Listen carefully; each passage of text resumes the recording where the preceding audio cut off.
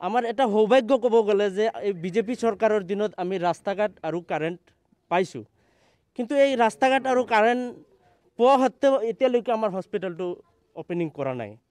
গতিকে মই এটাই কথা কওঁ যে ইমান দিনে কি হৈছে, আমাৰ নতুন যিটো চৰকাৰ হৈছে এই চৰকাৰখনৰ মুৰব্বী অসমৰ মুখ্যমন্ত্ৰী হেমন্ত বিশ্ব শৰ্মা ডাঙৰীয়া আৰু স্বাস্থ্যমন্ত্ৰী কেশৱ মহন্ত ডাঙৰীয়াক অনুৰোধ কৰোঁ যে আপুনি এবাৰ এই চোৰৰ ইমান বৃহত্তৰ অঞ্চলৰ চোৰৰ মানুহৰ কথা এবাৰ চিন্তা কৰি হস্পিটেলখন মুকলি কৰাৰ ব্যৱস্থা কৰক।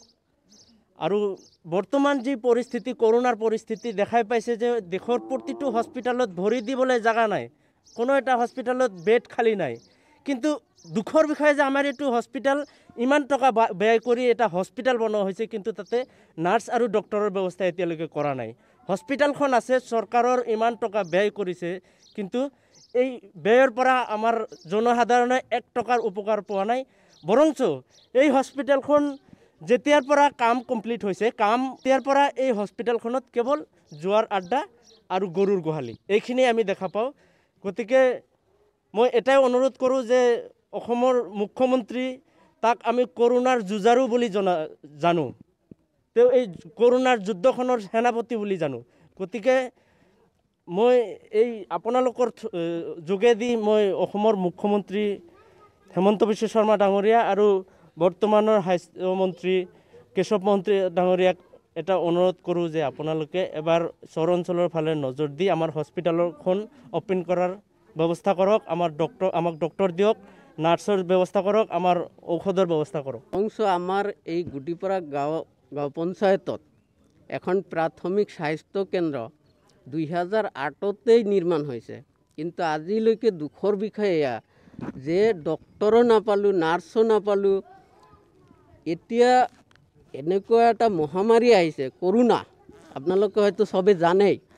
এই কৰোনাৰ সময়ত আমি যদি এজন মানুহৰ যদি কৰোনা টেষ্ট কৰিব বিচাৰোঁ, তথাপিও আমি যাব লাগে বিলাচীপাৰা, ইয়াৰ পৰা বৰংচ নাইবা বকৰীবাৰী। তো ইয়াৰ পৰা মিনিমাম 15 পৰা 17 কিলোমিটাৰমান হয়। গতিকে এই কৰোনাৰ সময়ত যিহেতু মানুহ এজন ঘৰৰ পৰা ওলাব নোৱাৰে, কিন্তু আমি এই 15 পৰা 16 কিলোমিটাৰ যাব লাগে কৰোনা টেষ্ট কৰিবৰ কাৰণে। ইমান দুখৰ বিষয়, হস্পিটেলখন থকা সত্ত্বেও যিহেতু আজি অপেনিং নকৰিলে।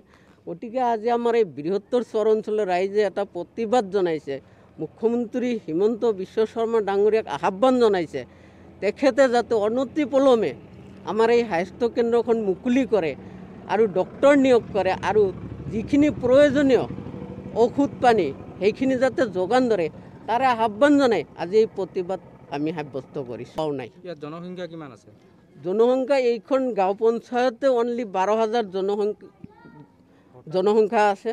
তাৰোপৰি আমাৰ লগত সংযোগ আছে এইফালে বইজেৰাগলা গাঁও পঞ্চায়ত, মছলাপাৰা গাঁও পঞ্চায়ত।